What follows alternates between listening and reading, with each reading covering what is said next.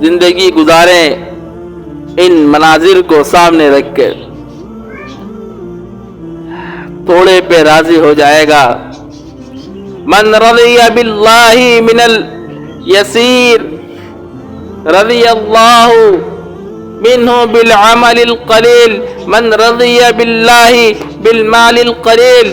اس طرح کی حدیث آتی ہے، جو آدمی اللہ سے تھوڑے سے مال پر راضی ہو گیا، اللہ اس کے تھوڑے سے عمل پہ راضی ہو جائے گا۔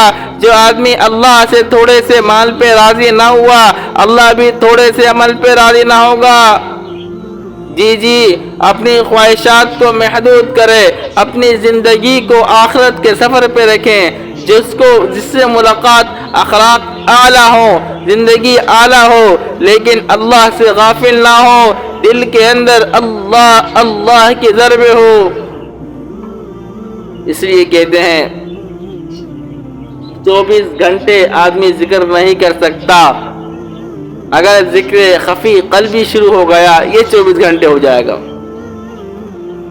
زندگی بہت مختصر ہے، اس مختصر وقت میں دنیا کے کام بھی کرنے ہیں، آخرت کی تیاری کرنی ہے۔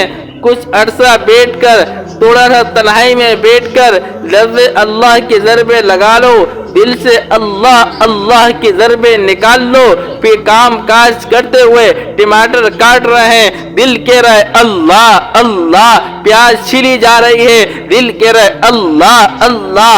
خلوت کے اندر ہے، کوئی خلوت میں کسی کے متعلق سوچنے کی ضرورت نہیں ہوگی، اچانک اللہ کی یاد آئے گی اور دل اللہ کی محبت سے بھر جائے گا، آنکھوں میں اللہ کی عشق کی وجہ سے آنسو آ رہے ہوں گے، اور یہ خاتون ہانڈی میں کھانا پکانے میں لگی ہے۔ بتاؤ اس کھانے کے اندر نور نہیں آئے گا تو کیا آئے گا؟ اور اس کھانے کو کھانے والا آدمی کیسے نمازی نہ بنے گا؟ اس کھانے کو کھانے والا آدمی، کھانے والے بچے کیسے اپنے اماں ابا کی نافرمانی کریں گے؟ انہیں سبق کیسے یاد نہ ہوگا؟ زندگی تبدیل ہو جائے گی۔ اور اگر کھانا بھی پک رہا ہے،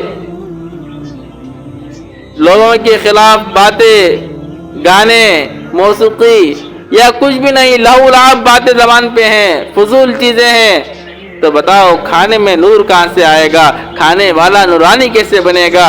کھانے والے کے دل کے اندر اللہ کی محبت کیسے آئے گی؟